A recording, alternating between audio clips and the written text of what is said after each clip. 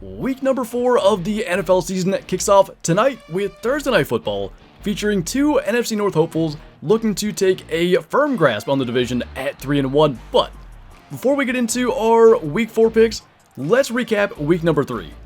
We were 11-5, pretty decent week. We had a couple of absolute shockers that we'll go over in our kind of storylines here, but that brings our overall record to 31-17. Looking pretty good so far. Hopefully we can keep that up with another decent outing in Week 4. So, let's talk about Week 3 for just a second. And how do you not start with what the Dolphins did to the Broncos? 70-20. The most points scored by an NFL team since the 60s. And that is a huge thing because every team is good now. To do that in the modern NFL is unbelievably impressive, and they absolutely could have broken the points record if they kicked the last-second field goal. The players were asking Mike McDaniel not to, so they didn't have any kind of bad karma going forward on the year. Just an unbelievable performance from a team that I think had fairly lofty expectations going into the year, have looked very good so far, but that was a new level of good. Good doesn't even begin to describe it. Greatness on offense. You have to have it to score 70 points. The Texans really surprised me. That was one of those surprising outcomes in Week 3. I mean, an absolute special teams meltdown by the Jags. We had missed kicks, blocked kicks, a short kickoff returned for a touchdown by Texans fullback Andrew Beck. Dude probably had his absolute NFL highlight right there. And the Jags special teams coordinator, Heath Farwell, probably has not slept since that game, trying to fix all those errors in a week. Now, the thing that I thought was most impressive about the Texans, number one, CJ Stroud looks good. But bad teams can have breaks like that and still let the game slip away. The fact that the Texans took advantage and won the game, I think says a lot about where DeMeco Ryans has that team. Speaking of teams that were not expected to do a whole lot in Week 3 and won, the Cardinals beat the Cowboys in fairly convincing fashion. And one of my storylines going into Week 3 was essentially questioning, are the Cardinals actually as bad as everybody thought they were? And then they go out there and beat the Cowboys. So I think most certainly the Cardinals are not as bad as expected. Jonathan Gannon seems to have them playing really well. I mean, Josh Dobbs is their starting quarterback. I've always been rooting for Josh Dobbs from the moment that he was the Steelers' backup. Obviously, when he went into Cleveland and Tennessee last year and now in Arizona. I'm super happy for him, but I was shocked that the Cardinals went out there and beat the Cowboys. They have looked good through 3 games. Obviously, blowing 2 leads isn't good. They hung on to this one. And we'll see where they go this week with a tough opponent once again. Also, the Packers overcoming a 17-point deficit in the 4th quarter, winning that game 18-17. Now, Derek Carr did get hurt, but even still, Jameis Winston came in. He actually led what could have been a game-winning drive. The Saints kicker missed, I believe, a 48-yard field goal, gave the Packers the ball back with around a minute left, and they were able to win that game. But I think Jordan Love has looked good through 3 weeks. And finally, the Chargers. This isn't as much a surprise storyline as it is the battle of the two teams that you never know what's going to happen, the Vikings and the Chargers in Week 3. I picked the Vikings because I expected the Chargers to charger and lose it. They did that. They went for it on 4th and 1 from their own 24, handed it off to a running back that basically nobody knows his name, didn't get it, and the Vikings still found a way to end up losing that game. So, good on the Chargers for getting a win, but Keenan Allen had 200-plus receiving yards, a 40-plus yard touchdown pass, and they still just about found a way to lose that game. I hope they can build on this because they're a fun team to watch, but it's amazing how they seem to do this every week. But with the Week 3 recap in the rearview mirror, let's get into the Thursday night matchup that I teased at the beginning of this video. Lions at Packers on Thursday Night Football tonight.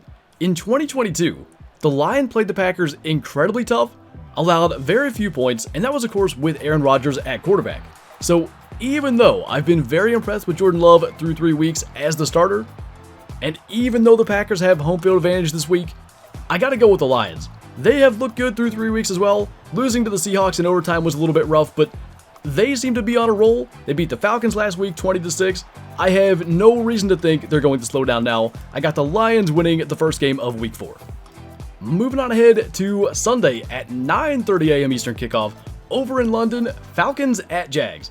This is essentially a home game for the Jags. Obviously, they play in London the most out of any team in the NFL. The Falcons have looked good, however they only put up 6 points against the Lions last week. The Jags coming off that embarrassing showing against the Texans, in which they had the absolute meltdown of their special teams units. I think they're going to get that back together. I think Doug Peterson has them focused.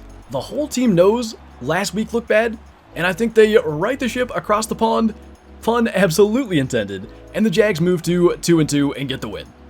Moving to the 1 o'clock Eastern kickoff slot, Rams at Colts. The Rams are coming off a tough Monday night loss to the Bengals, a defensive slugfest. Multiple turnovers from Matthew Stafford didn't look great, and the Colts are coming off a overtime win against the Ravens. Now, in that game, backup quarterback Gardner Minshew played the entire game. Anthony Richardson has been out with a concussion. There is potential for him to return this week. I'm not sure that actually affects my pick though. I think I'm going to go with the Colts either way in this one.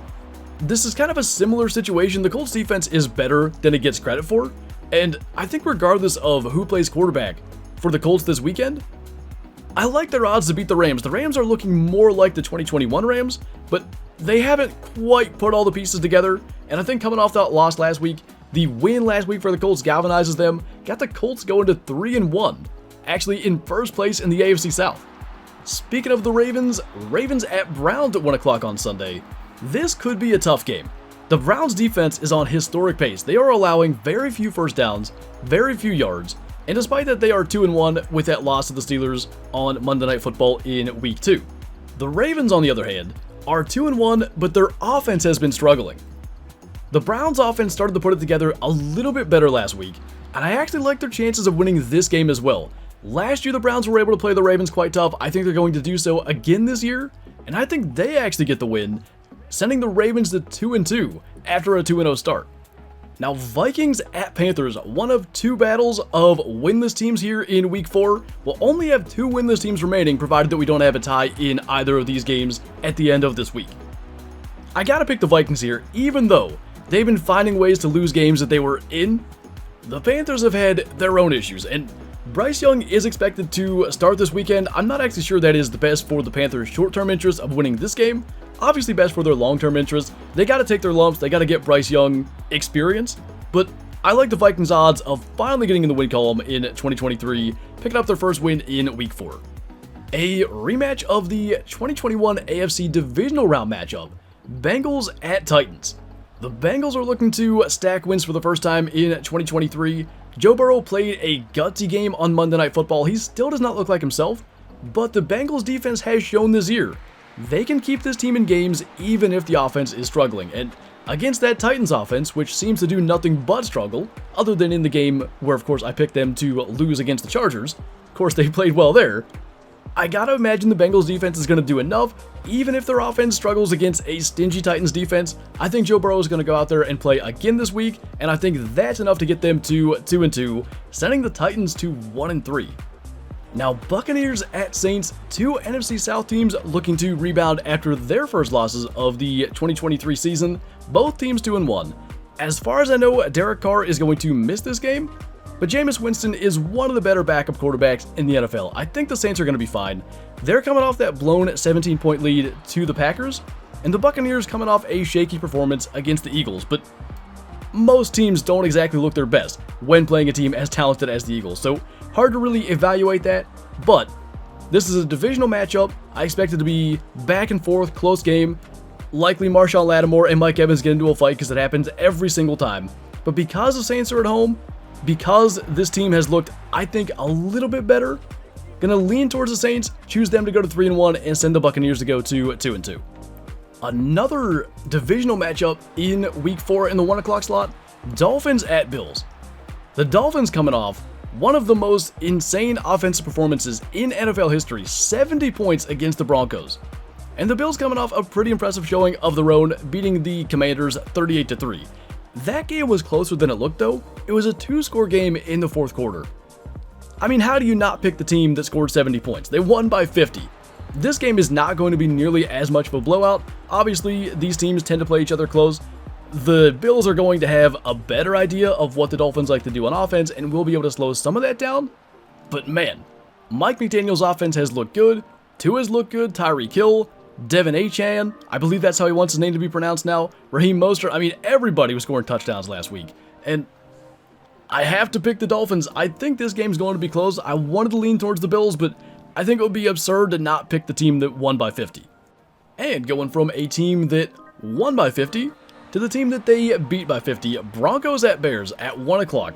Good thing this is a 1 o'clock slot game, because this is a battle of some teams that have been a little tough to watch this year. I think the Bears have been tougher to watch. They're coming off a not so great performance of their own, losing 41-10 to the Chiefs. However, they are the Chiefs, and frankly, this year the Dolphins may be the Dolphins, and that might not be that big a deal for the Broncos, but they were in both games, week 1 and 2. They lost to the Raiders by 1. They lost to the Commanders. They had a 2-point conversion that was a questionable no call on a defensive pass interference. And then they lose by 50 to a team that may be the best in the NFL. I think if I were to rank all the teams right now, I'd have to put the Dolphins at number 1. So I'm going to pick the Broncos here to finally pick up a win against the Bears, but I don't think I'm going to watch this one. I can't imagine it's going to be a great game exactly. Moving to Commanders at Eagles at 1 o'clock as well. The Commanders in that game against the Bills, despite the fact they lost by 35, I think that was misleading. Again, it was a 2-score game in the fourth quarter, and they turned the ball over 5 times. They had a lot of turnovers in scoring position. Sam Howell threw 4 interceptions. I think it's generally encouraging news for the Commanders that they were able to move the ball, but the turnovers definitely were an issue, and that is not an issue you want to have going into a game against the Eagles. This is a team that can score a lot of points.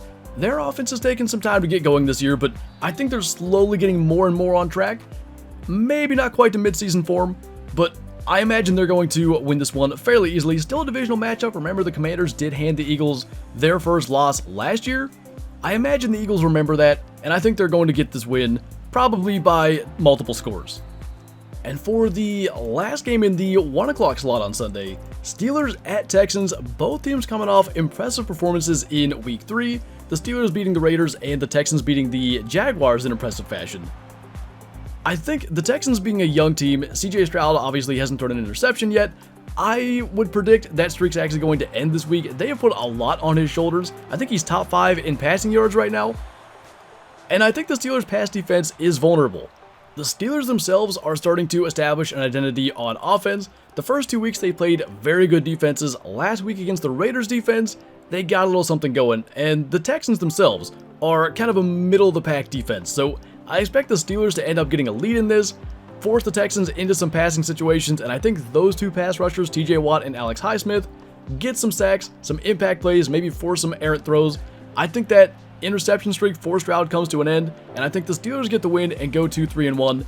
This should be a sneaky close game though. I think it's going to be a 1-score game in the fourth quarter, maybe some lead changes, but I think Mike Tomlin and that experience helps the Steelers vault to 3-1. So finally into the 4 o'clock window, Raiders at Chargers. I mentioned the Chargers and how they have been all over the map. They tend to find ways to just lose games, but the Raiders, look at last year, they blew all those double-digit leads. They didn't exactly look great last week against the Steelers, and whether or not Austin Eckler plays, and his status is still up in the air for Week 4 as of the recording of this video, the Chargers offense is considerably better than the Steelers offense, and I think that's going to be the difference in this game. This is a battle of 2 great receivers with a lot of experience in the league, Keenan Allen and Davante Adams. I think Keenan Allen gets the better of this matchup. I think the Chargers stack victories, go to 2-2, send the Raiders to 1-3. Davante Adams kind of sounds like he wants out of Vegas. This game may just kind of get that thing in motion. And moving from an AFC West matchup to an NFC West matchup, Cardinals at 49ers.